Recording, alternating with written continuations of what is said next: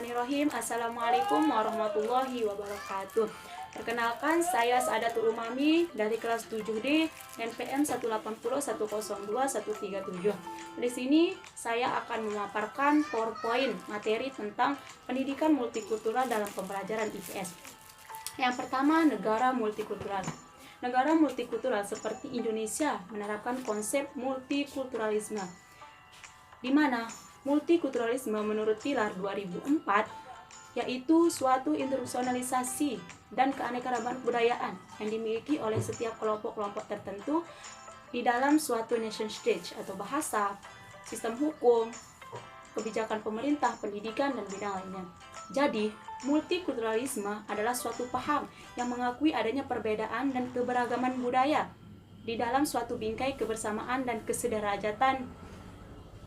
Adapun masyarakat, di tengah-tengah masyarakat kita banyak yang belum sadar akan adanya multikulturalisme, sehingga menurut Hasan 2005 media yang digunakan untuk menyadarkan masyarakat terhadap multikulturalisme adalah dengan media pendidikan IPS, di mana pendidikan IPS merupakan salah satu sarana efektif untuk menanamkan kesadaran multikultural.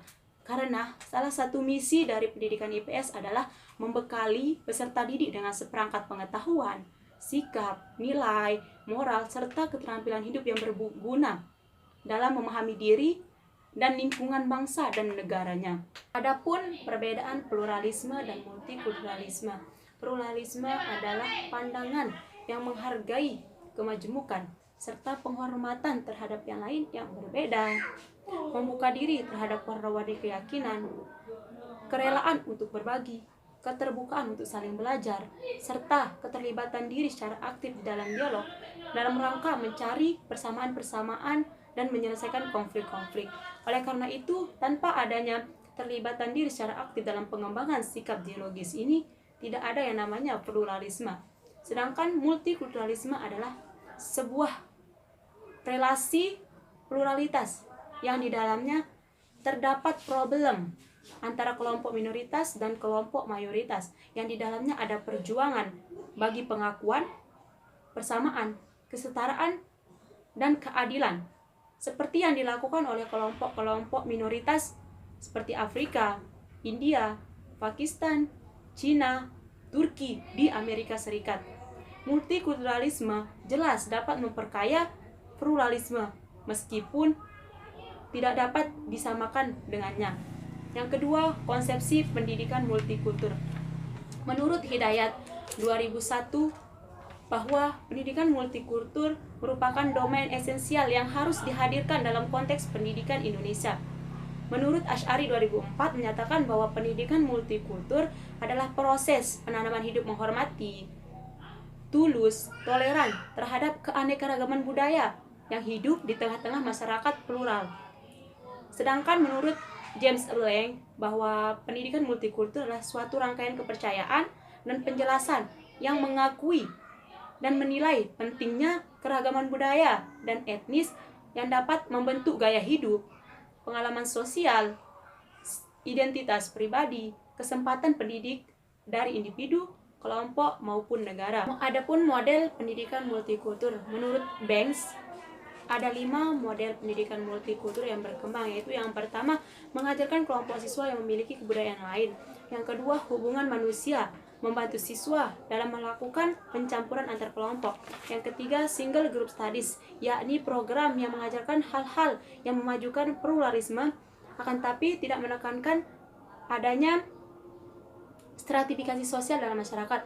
Yang keempat, pendidikan multikultur melalui reformasi pendidikan yang menyediakan kurikulum serta materi pelajaran yang memajukan atau yang mengajarkan adanya perbedaan siswa dalam bahasa untuk memajukan pluralisme kebudayaan serta ekualitas sosial. Yang kelima, pendidikan multikultur bersifat rekonstruksi sosial dengan tujuan untuk menyatukan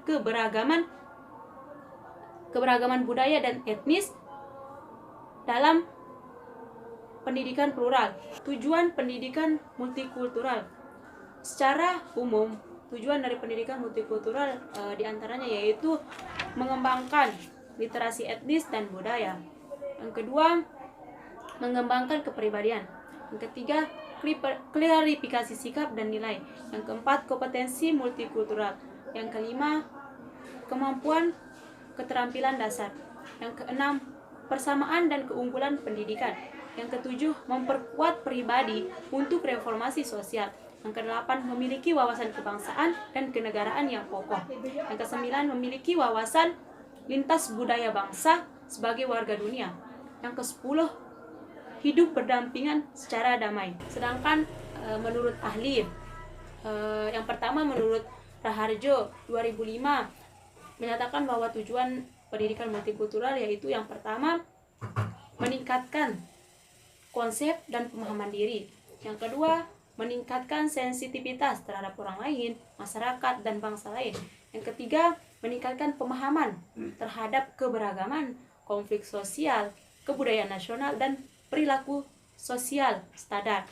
Yang keempat, meningkatkan kemampuan mengambil keputusan berdasarkan analisis dan sintesis terhadap masalah yang timbul dari pluralitas masyarakat. Yang kelima, berpikir terbuka saat dihadapkan dengan masalah yang baru.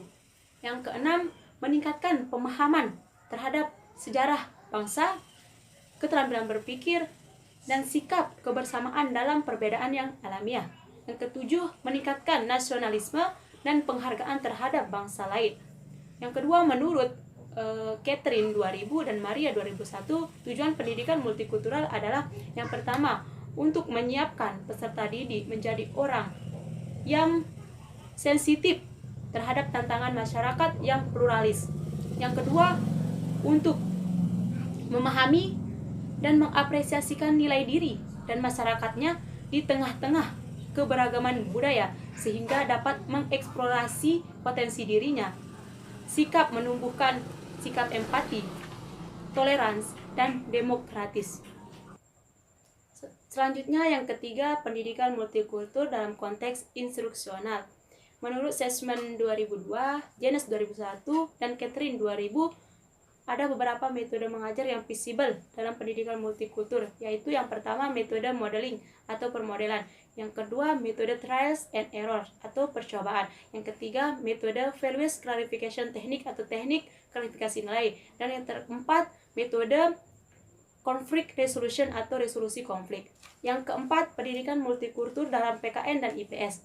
Pendidikan multikultur penting dalam kedua mata pelajaran tersebut secara integratif, dikarenakan agar siswa dapat paham dan sadar akan hak dan kewajibannya sebagai warga negara, pembekalan pengetahuan, sikap dan keterampilan bertoleransi, berdemokrasi, dan berempati.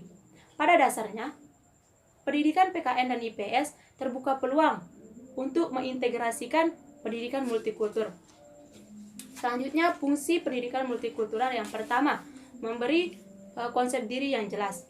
Yang kedua, membantu memahami pengalaman kelompok etnis dan budaya ditinjau dari sejarahnya. Yang ketiga, membantu memahami bahwa konflik ideal dan realitas itu memang ada di setiap masyarakat. Yang keempat, mengenali keberagaman dalam penggunaan bahasa.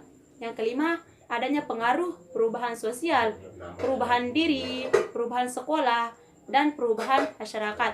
Adapun contoh-contoh dari multikulturalisme ini seperti salah satunya kultur food atau kebudayaan makanan, yang seperti di Indonesia ada makanan khasnya rendang, ada sushi dari Jepang, ada kari dari India, dan adapun contoh untuk pakaian kebudayaan multikulturalisme itu yang pertama yaitu dari Indonesia ada kebaya, dari India ada sari, dan kimono dari Jepang. Mungkin hanya itu yang dapat saya paparkan materi tentang pendidikan multikultural dalam pendidikan IPS ini. Kurang lebihnya mohon maafkan. Assalamualaikum warahmatullahi wabarakatuh.